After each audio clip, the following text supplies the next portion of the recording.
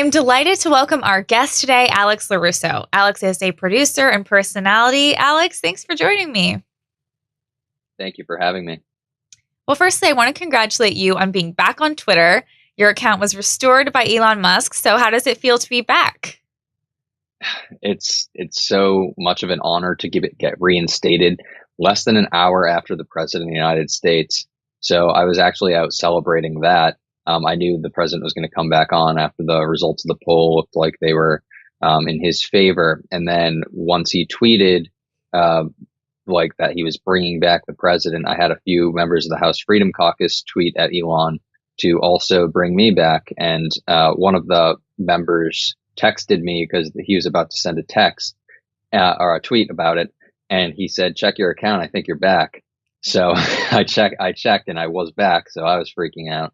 But yeah, it's actually unreal. And then a couple days after, I called for the release of the Hunter Biden laptop information from the internal discussions at Twitter, and then and Elon Musk actually replied to that. So that's another thing in the first week back at Twitter.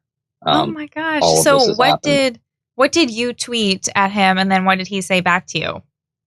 So I said, raise your hand if you think that the internal discussions about the decision to censor the Hunter Biden laptop story should be released to the public in the interest of transparency, because earlier that day he was actually tweeting back and forth with users saying the more he digs into like the communications and all of this stuff he's seeing at Twitter, the worse it's getting.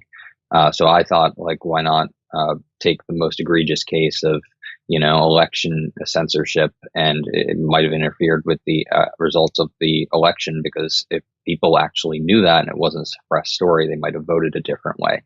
And he responded that it's necessary to restore public trust in Twitter.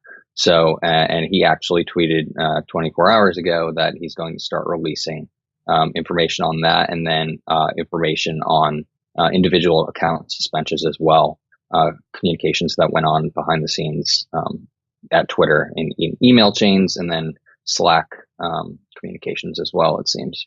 Wow, that would just be fascinating if he released all of that information and people could really see what those conversations were that led to certain people getting banned, led to all of this happening. So tell me a little bit about what happened to you. How did you originally get deplatformed, and how long were you off of the platform?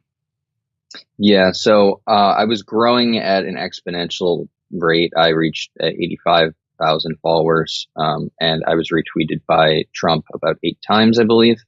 So I was growing very quickly. And then, so one day, the Joe Biden campaign had this create your own avatar generator or whatever. So you'd upload a picture of yourself, and it would say, like, hypothetically, Alex stands with Joe, and it would be like a picture of me with like the Joe Biden logo. But I made it into a meme, and I did Xi Jinping stands with Joe, like, be funny.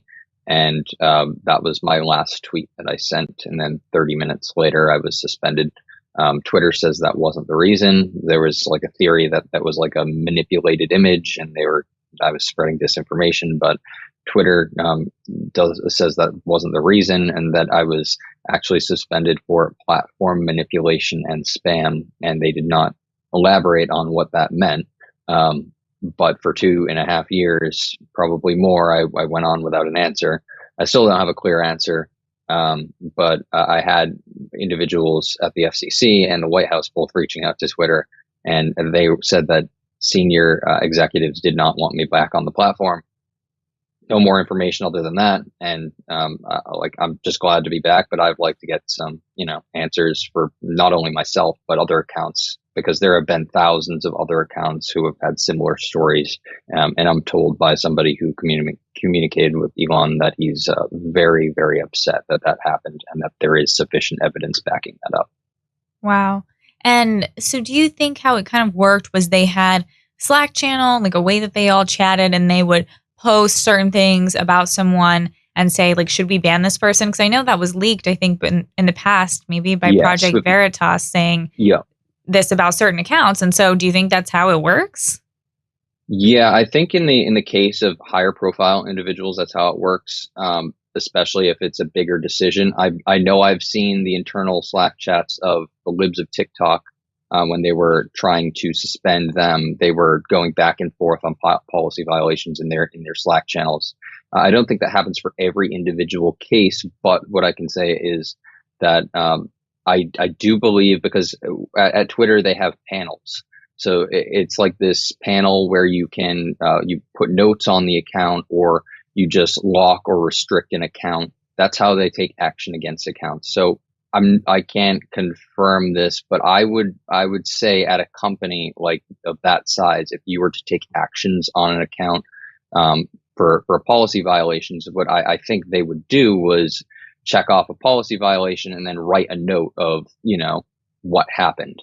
But what I do believe, like I said, for libs of TikTok and what's been leaked by Project Veritas, for higher profile individuals, there's definitely a discussion, because, it shouldn't be a unilateral decision for some random low level employee to take action on, say, the president of the United States, or to suppress an entire story.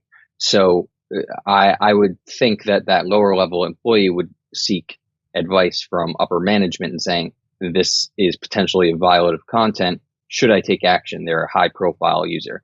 So I believe that the communications on those types of accounts do exist. And I think in the interest of transparency, they should be all released.